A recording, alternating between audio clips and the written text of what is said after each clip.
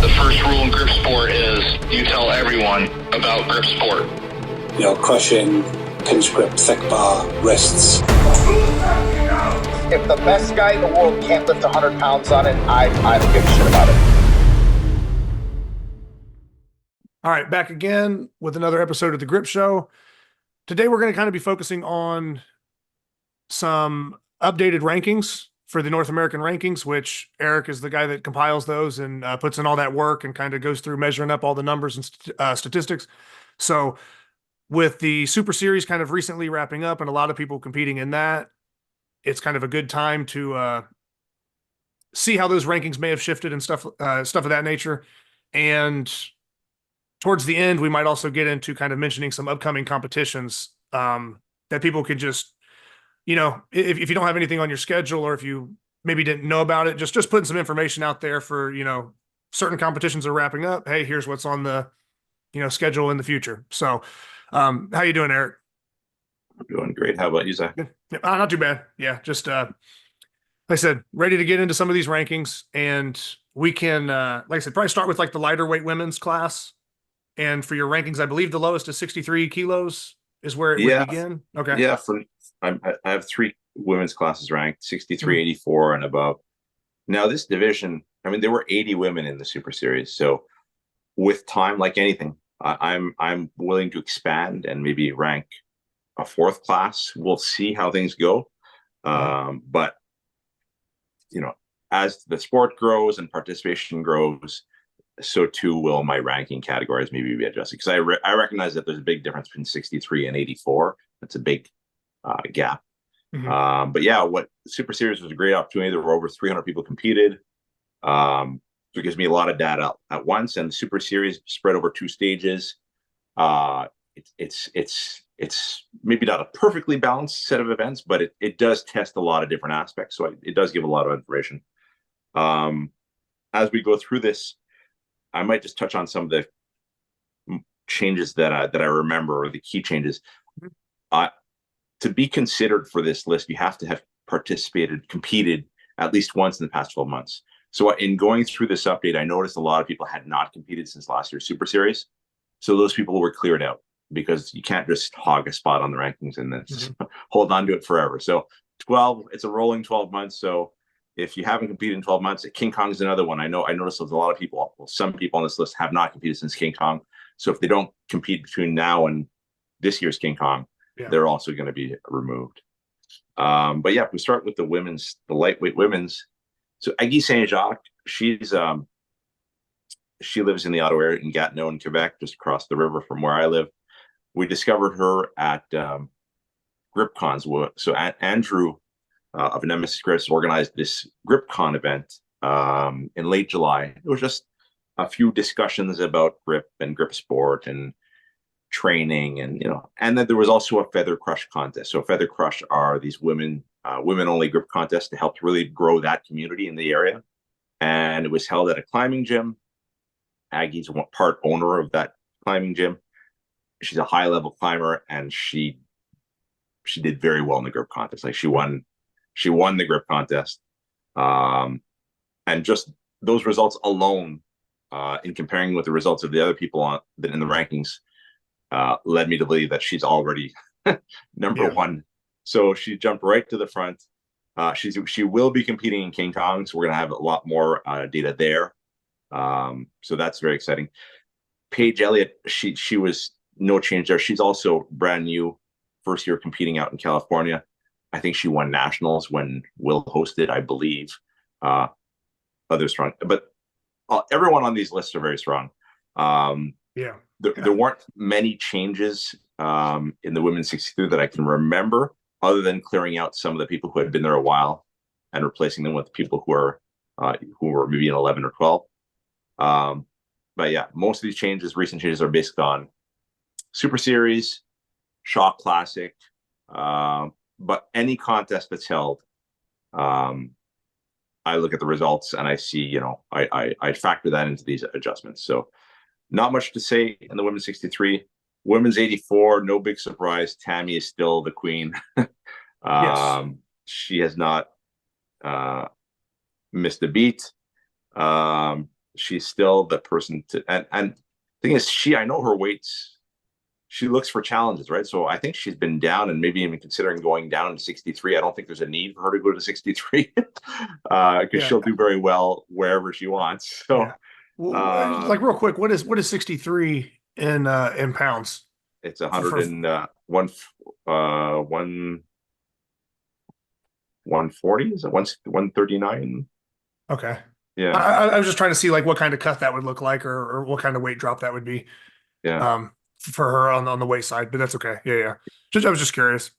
And my math is terrible on kilos sometimes. Some of the weight classes I'm like on the money with, and I got it. Yeah, I don't think she's 63 is an odd number for me. I don't think she's going to be dropping that low, but I think I heard rumblings of people talking about how she wasn't sure where she'd be competing. But yeah. Danielle did very well at Shaw Classic. I was gonna say now we spoke I think maybe in the Shaw Classic recap about her performance. Now, was she originally on this list? Because had she competed? She's been on the list. She competed at the Arnold this year. She really did well. Okay, yeah. And then she actually kind of worked her way out. She actually out-repped Tammy on the hilt at the Arnold. Okay, the reps within a minute. She's very strong. Like I said, I knew she was very strong, and I knew she had kind of just competed recently. I wasn't sure if she was on the list. Maybe she wasn't the last time we covered this, but since the last couple competitions, right? Boom, probably. She's popped up. So that's just a new name that we're all familiar with. But as far as the rankings go, right. Within the last few months, she's kind of just popped up and taken that number 2 spot. Yeah, not too many changes. I mean, all the names are, I think you'd recognize in this women's 84. There's a lot of strong women.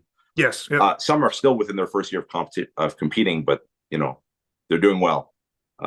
So that's a very competitive class. Women's 84 plus. This is the one where Gabby Dixon and Sarah Chaplow they are the clear 2 strongest women in the sport of grip in the world. Not just North America, in the world. They are the top 2. And Gabby, I give her the slight edge. She just won the Super Series, and I know although it was sort of thick bar heavy, there may be a question as how good she is in all the various aspects of grip, but she also did win the big Immortals Winter Grip Wars contest in Sweden last year, and she had a dominant performance there. And that, I think there were 7 different types of events. So in my mind, she edges out Sarah just a bit, but they're ahead of the group for sure.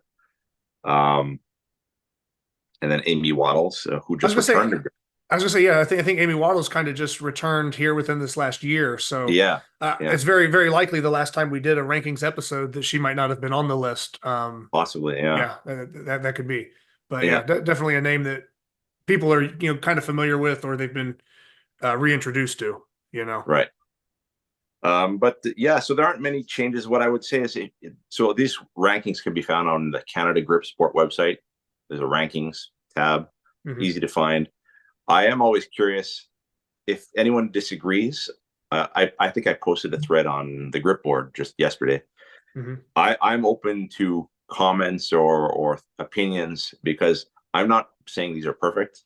My goal is to, based on my analysis, who I think are the top 10 current active competitors. I'm not saying this is perfect. The goal was to bring attention and sort of,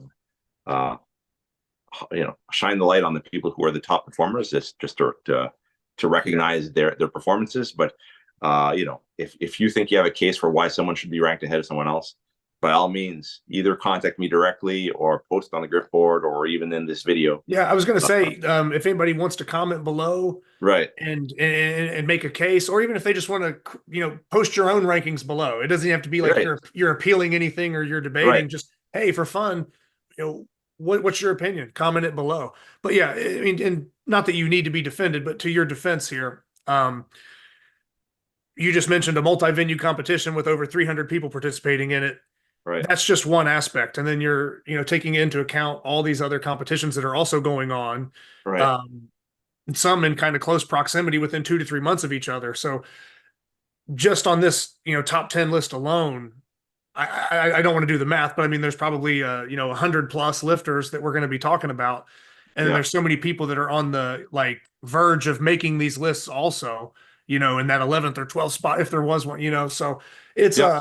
it's just a very tough thing to come up with, and it is very hard for one person to, I don't know, shuffle that many events, that many people in a sport where sometimes we don't always get everybody in the same room, or if they are in the same room, maybe that person's a specialist in the events held that day. And then, Exactly. so there are so many factors that, that go into these rankings. So yeah, I think most people understand and get it, but yeah, if anybody has a case, comment below and let us know what you think. And that's one thing that you've always been very good about is if new information comes about and is presented to you, you listen to it, and you know what I mean? Yeah. You take it serious. So, but yeah, like I said, very, very tough job for one guy to do, but we all appreciate you doing it. And hopefully everybody enjoys us kind of covering it. So, Right. And then and if you look at the women's overall, I'm just going to say the top three, and I think yeah. it's a pretty clear top three: Gabby, Sarah, and Tammy. They are the people to beat in this sport right now.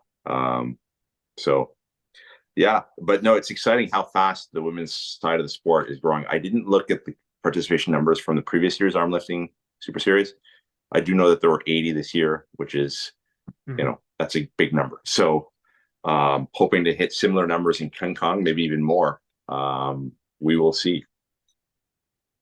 But yeah, if we maybe turn our attention to the men's rankings. So the lowest weight classes that I ranked is 74 kg. So that's 163 pounds. There just aren't yet enough competitors in North America below, like in 66 or below. There is a handful, but if you look at the Super Series, I think below 70, I think there may have been only 9 competitors. So I feel if I was to rank at 66, around 10th place would be sort of, maybe there'd be some people who've just competed once or twice and maybe not even. Yeah. There's just not enough people yet. Essentially, if you've competed, you're almost making the list. Exactly. So I think it's a little premature, but like I said, as the sport grows and if there's more and more lighter weights competing, I'm open to expanding. Yves Gravel is still king of the 74. He competed at North Americans. Yes, I was going to mention that. Yeah. So he's in and out. I think he only competes once or twice a year typically. I'm hoping he'll do King Kong. He did not do Super Series, but North Americans, he showed that he's still very, very strong. And I think he's still the clear number one. Whereas I think Ben is also doing very well. I think he's the clear number 2. And Sebastian, I was going to ask you, I'm not familiar with that name, and I am familiar with Jesse Hagedorn. So Sebastian Pacey Smith, he's only done 2 contests, or maybe 2 as far as I'm aware.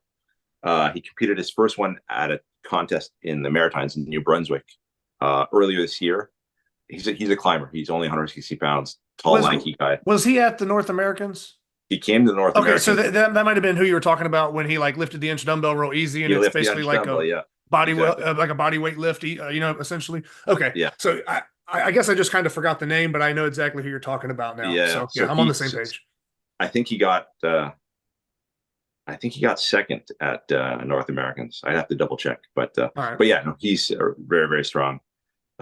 Jesse was a little lighter than 74. He's a guy who's a little lighter, but because I'm not ranking a light class. Now Ben, I've left at 74. I know he's been a bit heavier. Recently, and he did not do this. I don't think he did the Super Series. So I don't believe so. Yeah, so it might be time to change. I'm going to see if he competes in King Kong. I'll see what class, and that'll probably determine where he's ranked. Because maybe it's time. The time has come that he should no longer be in that 74. Steve Gaspar, I think he won this. Didn't he win the Super Series? Yes, for his weight class, he did. Right. Yep. So he did that. I don't think Jesse did the Super Series. Jesse did another contest very recently in Colorado. Was it Rolling Hills, or am I off on that? I'm not sure if it was Rolling Hills or it was one of these Rocky Mountain summer. I forget it. Yeah, puts on yeah, and Steve then Millard puts on so many contests that I sort of lose track of the names. But and also W had his competition. It might have and been W's competition. it may have been. I don't. Yeah, I'm a little, The like Dubs Grip Classic. Yeah, I think yeah, that might have yeah. been the one. Right. Yeah. And then Gabriel, a local guy here, he finished, I think, just fourth in the. He competed in the 80 kg Super Series, but his body weight's normally 74. You know, like he wasn't going to go down to 70. So when you're moving between GSI and arm lifting, the classes aren't always the same. So you have to sort of pick where you're going to be at the top of the pack, the weight limit, or more in the middle. Vinny gets off a win at Stronghold 3. Yes, up in Maine, hosted by Ronnie Bossy. Yep. So and that's back-to-back years. Yeah, exactly. He won last year and he won that competition again. So but to win it at a body weight of under 163, that's impressive. Based on he's got those grippers. Right. I mean, as long as those grippers are an event, man, and like I said, that's going to be a strong event for him. He's tough. I mean, he'd smoke me on grippers. So I mean, that's not saying much, but still, I mean, that's for being a lighter guy, I have to compare sort of across a range of events. So I know that Vinny's stronger than most of these people on grippers. Absolutely. But then I have to look at the numbers for the other types of lifts, you know, and some of them they're more the same, some of them he's weaker. So these are all things I have to weigh and consider. But anyway, I have him. I think the list. I mean, I think me personally, I think that list looks pretty good. Yeah. Just from what I know and what we've seen, right. I think likely if we were to go head to head, same events across, 10, 20 events, however crazy you wanted to get to, prove your point. I think that list probably ends up very, very close to what it is here. So I think that's a good job on this class. Like I said, the one thing that I'm not sure is Ben, whether he should stay here or not. Like, it'll help when I know once he competes again, I'll have a better idea of True. Yeah. 83. This is with Devin Lee dropping down in weight a little bit, probably, because I think he was 93 before this, right? Or so he's been 83 this year. He did Arnold's at 80 at the Arnold's, and he just did Shaw Classic at in the 90, but he's around this weight. I don't know. He may have been even 80 at the Shaw Classic. He was 80 at the Shaw Classic. I think he was 80 because I think we talked about him setting records and trying to push that up. So he was still 80. So he's Carter. So Carter had a fantastic King Kong, but he hasn't competed since. And I feel like I'm lacking data in the heavier lifts, like the two-handed lifts for Carter. His one-handed is clearly very good. The two hands, I question how well he would do, if it was a Saxon or an Axel or these heavier lifts. So I gave Devin Lee the nod just because I think he competes in a wider range and I have a lot more data. And at 83, anyway, I have Devin Lee in first right now. Yeah. Will, super consistent. So I have him third. Mike Rialski. All of these people sort of the ranking hasn't changed too much with this group. These are sort of the strong guys, and these are sort of fairly consistently. This is how these things, the order of the standings. Like if I look at North Americans and I look at Armed Super Series, it was a very similar placement in both contests. I didn't realize how stacked this class was until I just started looking farther down the list. Yeah, it's this class. I mean, because at one point, I mean, I don't know how far we'd have to go back, and that's not to put down anybody or anything, but if we were to take the 83s from maybe a year or two ago and then put it towards this ranking of 83s, I feel like there's a couple people that have really, I mean, Devin Lee coming down in weight, Carter kind of emerging, Will Reed, Michael Rogowski, always good. I'm trying to think. I don't want to mess up the name, but Indy, is it Ladhar? I'm not sure. I'm not sure about that last name, but I know he's super strong. And then Dave Christopher. It's like if Dave Christopher's in sixth place in a weight class, that's insane to me because Dave Christopher is super strong. So this whole top 10 for 83 might be the most stacked 83 we've seen so far. And with the sport continue to grow, I would expect the rankings to get tougher and tougher and tougher every year. So that's what we should expect. 93. I have me in the lead right now. I've had a pretty good run so far this year across a wide range of events. So I've been in second. I hope he competes again this year. I don't want to just see him at the Arnold's. I want to see him. It would be nice to see him compete more. Yes. I know his focus is the number 4, and that's a very worthwhile endeavor because I think he will get it before long. Yeah. And there's no question that that's his priority. And I just look forward to when he knocks that out and then competes a bit more. Cliff in third, Tim. So this is also a very strong class. Steve Nutchins, he's moved up about. He just got finished. Yep. He moved He got second in the Super Series, which was a great result for him. Yeah. But overall, this list is pretty much the same names that were there last update. It's just there's a few little things that I moved around. But I think you recognize all the names on this list. No, absolutely. And me personally, I would give you the nod over Yvonne, just for the lack of activity and diversity and competition. Because I do believe in your guys' weight class, he beat you head to head at the Arnold. Is that accurate? So he has a head to head win technically, but as we know, that's only 3 events, and when you kind of specialize for those 3 events, it's a lot different than if it's like, hey, go to North Americans, do a medley, do 6 events over 2 different days, do the Super Series 6 events. You're gonna. I mean, it's like anything else. The more you throw yourself out there, the more you're going to lose, or the more you're going to kind of become a little bit more human, so to speak. So I think that I don't know. I mean, I just, like I said, that might be the only person on the list that has any victory over you. I don't think anyone else has beat you from this list, but that would be the one reasoning right there is basically, in my opinion, not enough activity and not enough proof in other areas. Right. Just the well-roundedness of, different event styles. Because like I said, three events in 1 year. Yeah. I mean, a lot of guys can get beat. So I had him ranked ahead of me right after the Arnold's up to North Americans. And then at North Americans, when I finished second overall, I thought that was a big thing.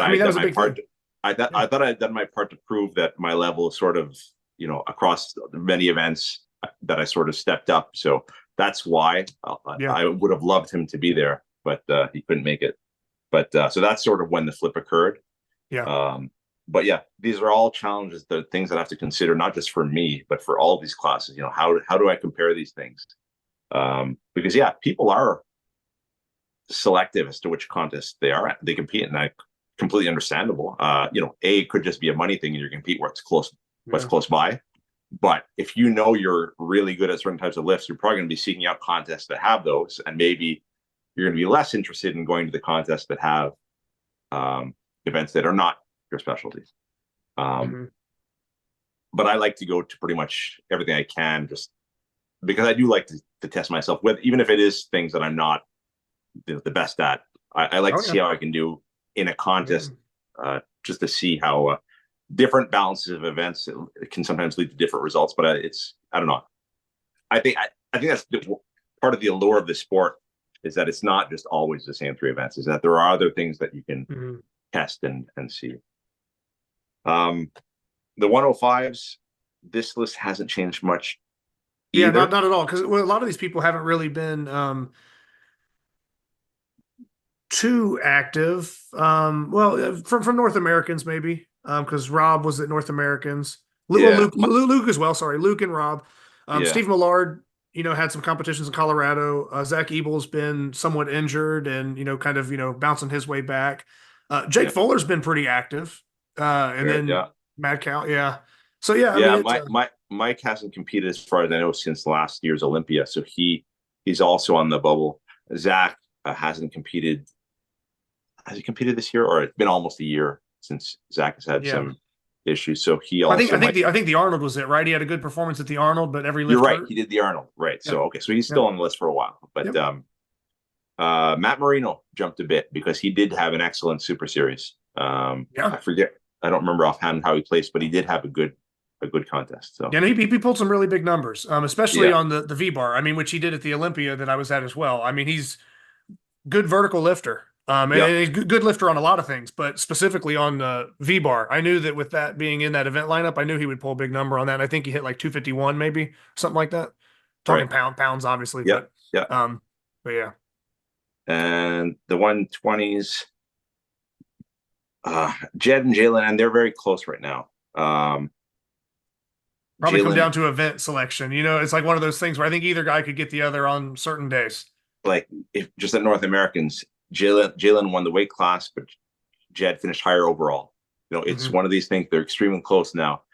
Jalen has been more active, so we know that he's doing well, and but they're good at some of the very similar events. Like I'm sure I know Jed is good at blog, so at the Shaw, Jed probably would have done well as well. So it's very hard to see.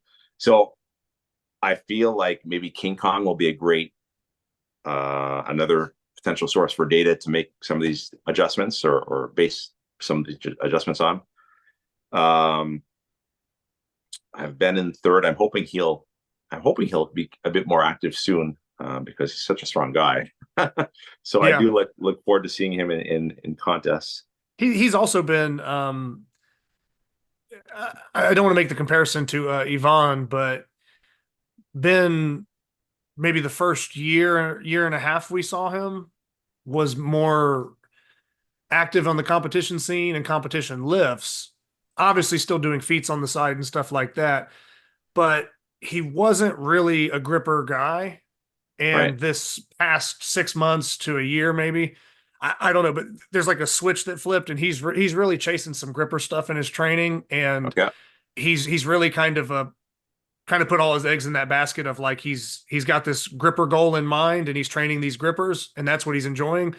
Still training full body strength stuff, and he's kind of doing more feats and kind of grippers, feats, and overall body strength type work, and he's not so fixated on training the contest implements right now. So, but like I said, he's still strong regardless what gets contested. But it's different from the days when, like maybe last year, there was a period of time where like every time you tune in, he's on a contest implement. He's training specifically for a contest. Right now, that's just not happening. He's still training. He's still seriously strong. But I just don't know that there hasn't really been a contest or anything maybe close enough or that caught his attention or got on his radar to get him motivated. It's kind of what I would say. Right. But then Tim Connor's in fourth, which right. Yeah, and I think Tim won in the Shaw Classic. He won his class at the Shaw Classic, so he had a good showing there. Trey, this is a very competitive. This is another very, very competitive class. Like a lot of these guys are so close to each other. Trey got finished on the podium in the Super Series. Andy had a good Super Series. I don't know if you saw this, but Andy, I think he said he had the second highest double overhand blue fat grips lift of this. Wouldn't surprise me. I think it was 400 something. I think I saw the video. That's a huge number. That's huge. Yeah. So good on him. That was great. Yeah. And Andy's always been strong. I mean, one of my first bigger competitions, I lost to you and Andy. Andy took second behind you, but Andy's been strong since the beginning that I've known him. I mean, and he had a little injury that he was recovering from for a period of time, but he seems to be back and probably better than he was before. So good to see that. Yeah. And he's a guy who's not, he's in the 120, but he's not 120. Like he could easily be a class lower. Yeah. Yeah. He's not too far from 105. Yeah. And the supers. So this is a bit of a challenge, right? Because Carl sort of had an off contest. It is tough. At the Shaw Classic, right? So he didn't even do the second day of the Shaw Classic, but then he wins the overall of the arm lifting Super Series. It's tough. Dave LeBay is another hard guy to rank because he competes. I think his only contest this year was the Shaw Classic. And he won the Shaw Classic this year. He won it last year. Now, at least this year there was 4 events, so it gives you a bit more information. Yeah. And he's done the Super Series before, and we know that he's done other contests before. No, he did the Arnold this year. I shouldn't say that. He did do the Arnold. Where did he place on that? Was that second or third? I think he got 3rd behind Luke. I think Luke. Yeah, because the V bar. I think Yeah. Luke jumped some spots on the V bar. Yeah. On the medley. Yeah, you're right. But I feel Jason sort of got some bad luck at the Arnold, just the whole V bar being switched out thing. And Jason, to be fair, he wins. He won North Americans handily. He was the clear number 2 in the Super Series.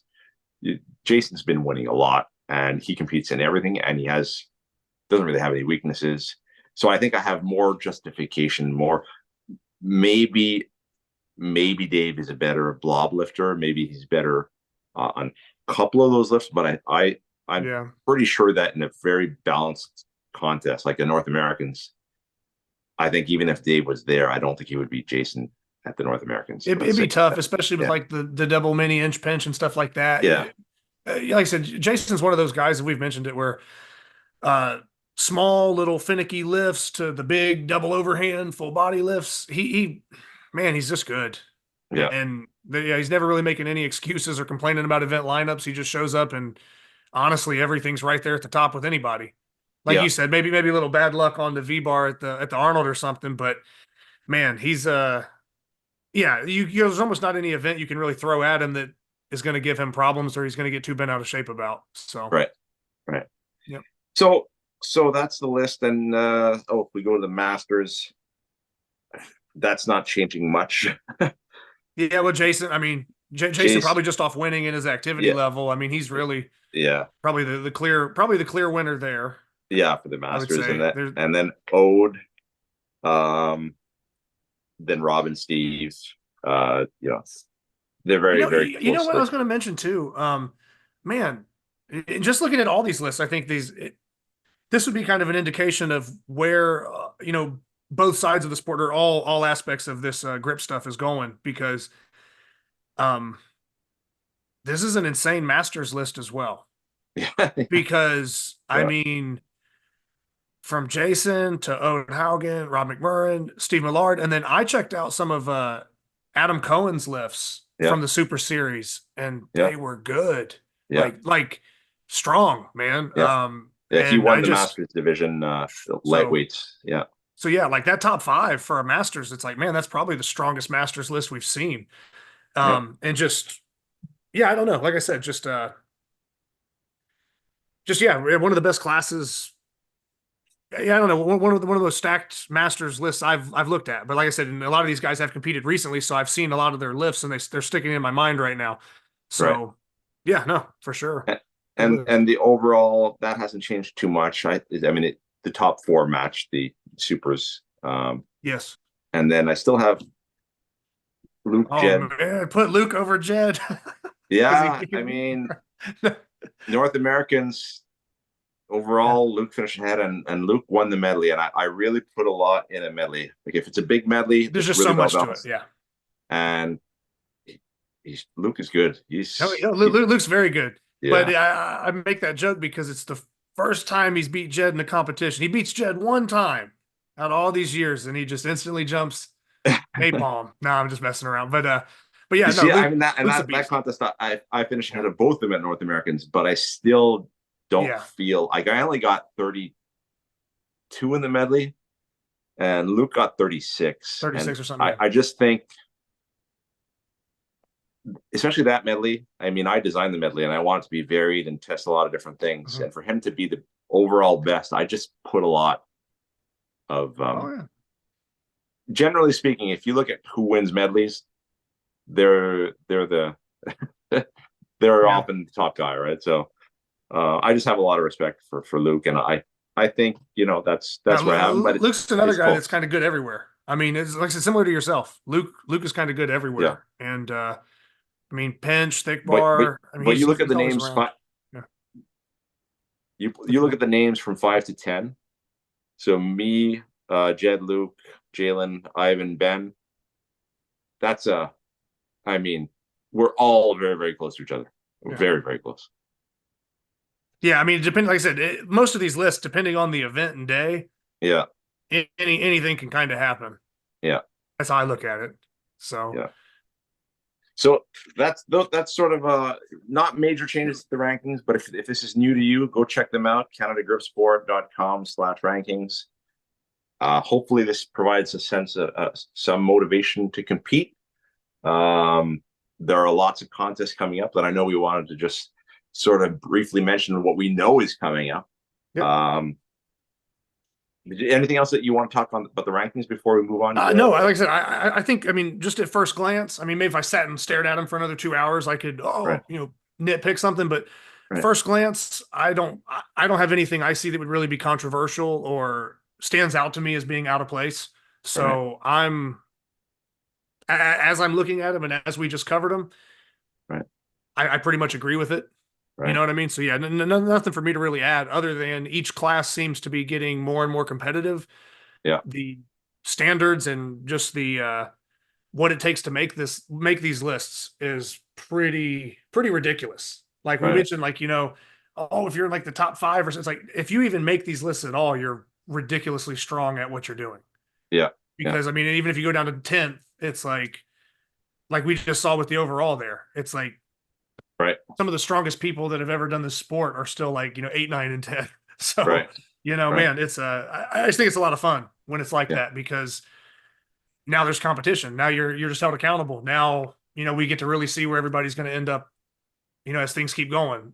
Yeah. Whereas when you have classes that are like, well, the top 3 are killers, but the last 7 are no names, it's kind of like, well, Right. how much value can we place in those rankings, or should we even be doing rankings at that point? But now it's like at the point where like these rankings are good, and we might even, or I don't have a hand in the rankings, but Right. you might have to branch out and do more classes because of participation, or Right. these names might be shifting a lot more now just because of how competitive it's getting. So Right. next time we do a rankings episode, some of these people might not even be on the list, and we might have new names that emerge. So Right. And I know I often get questions like, oh, it would be nice to rank top 15 or top 20 or top 25.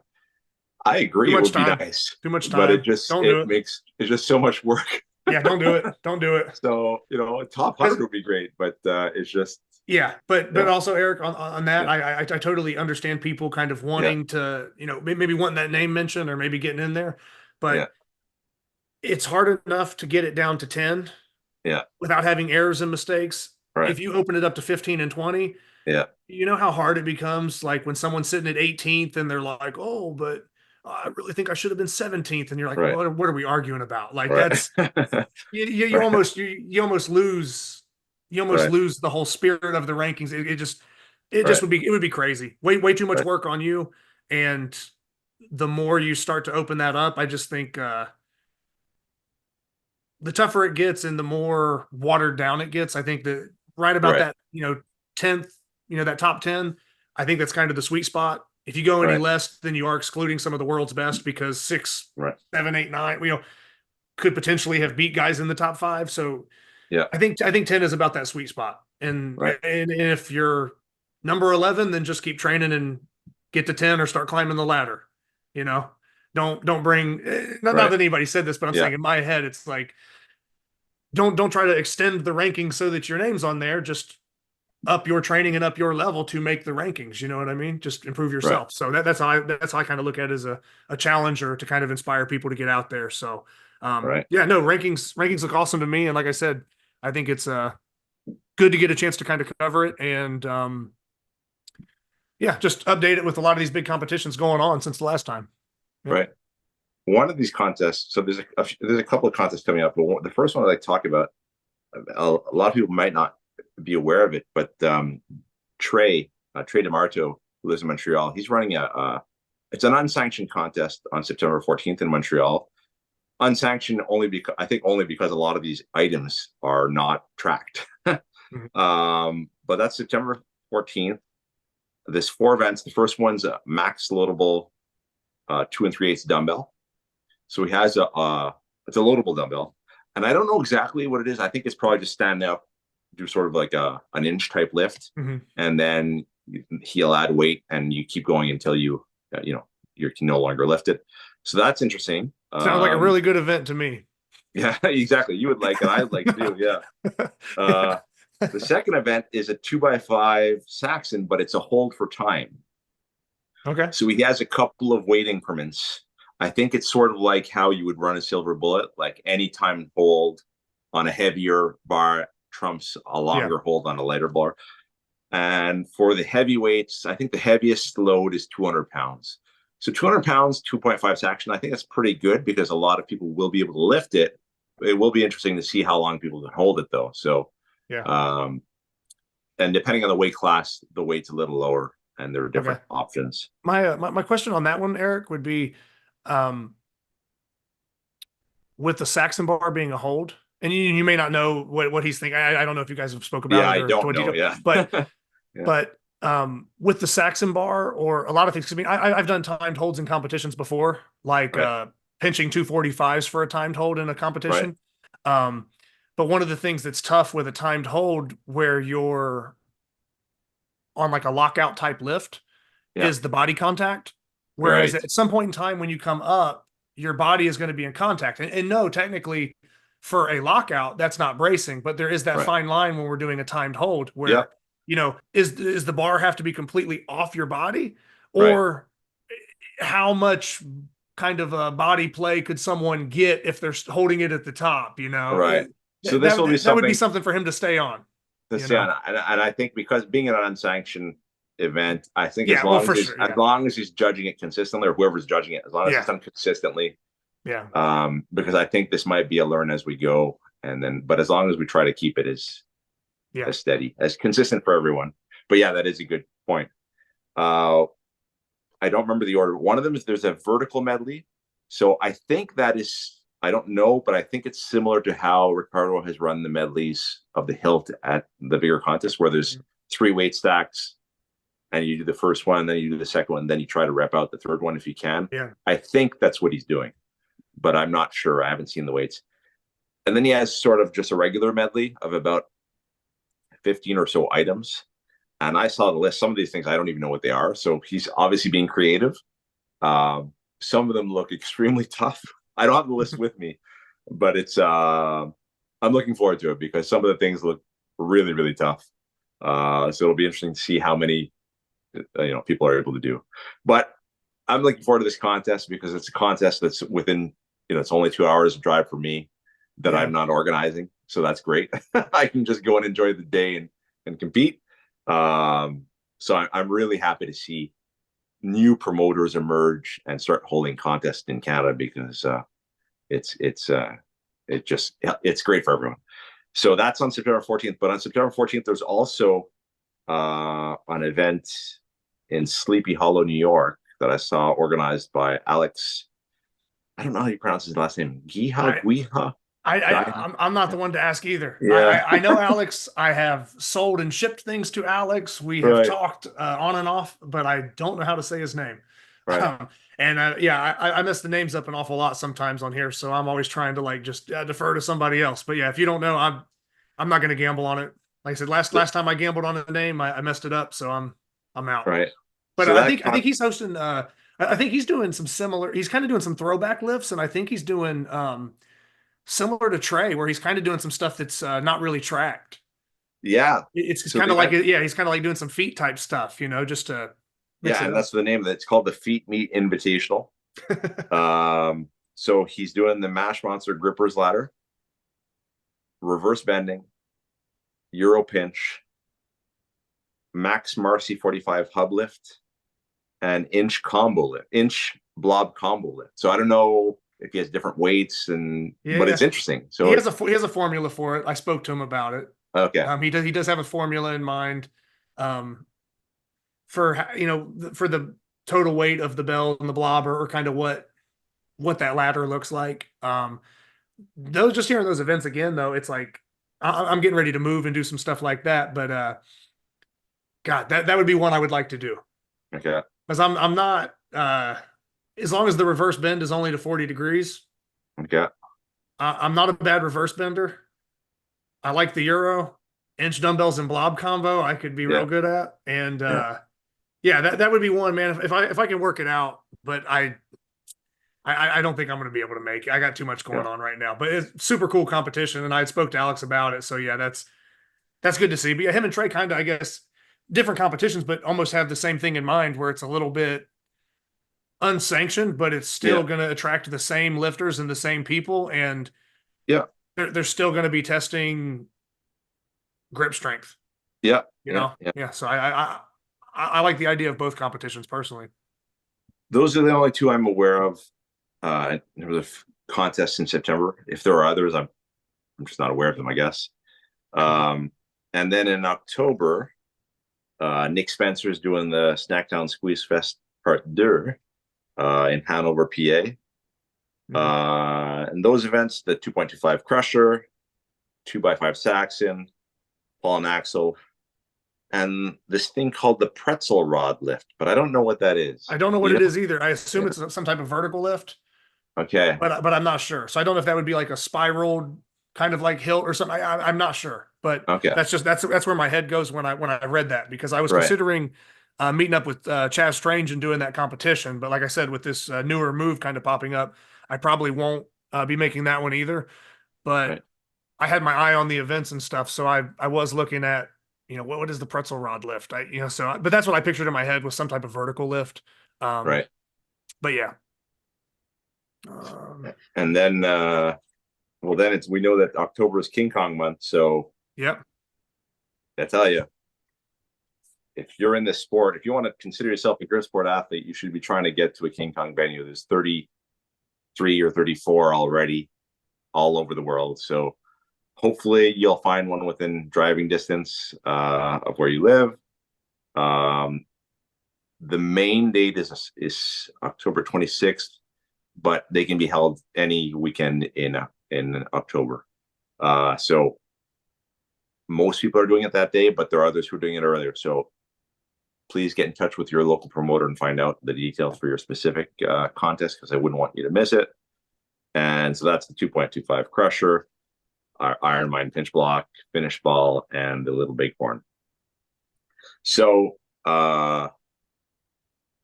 great opportunities moving forward to, for the rankings. You don't necessarily have to beat someone head to head in the same venue, although that's great if it can happen. But Yeah. if you don't live in the same part of the country or same part of in a different country, if you go to these events and you kick ass, like if I see, you go to Snackdown Squeeze Fest and you have a monster Apollon's Axel, you have a monster 2x5 Saxon. I see the results, and I compare them to other people who are ranked, and that's how I make some of these adjustments. So, but one thing is for sure, you won't be moving up, or don't expect to show up on the rankings if you're not competing. So compete if this is of interest to you.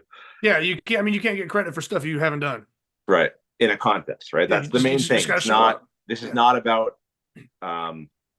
training lifts or feats or anything. This is really for people competing in grip contests. So yeah, that's the one thing. And like I said, I don't want to go too long about it here, but it's very similar to where the Shaw Classic recently with the Arm Lifting USA stuff, where there are plenty of guys who can lift heavier dumbbells and heavier blobs, and you see them fall short about 3 to 4 or 4 to 5 blobs shorter than what they've done before. So sometimes what you do under perfect circumstances on your best PR day that you recorded and posted isn't what happens that random day when you all meet up and show up on a different set of stuff. So, you know what I mean? It's just something to point out. There's guys that have, damn near lifted Blobzilla, and then they're falling short at around the Fat Man just due to different circumstances. So, it's like you gotta show up and be in that environment for a lot of these things to receive that credit, because it is different than training, and it is different than, just in the aspect of maybe controlling your rest periods and stuff like that, or how many people are competing. There's just more variables introduced to the equation.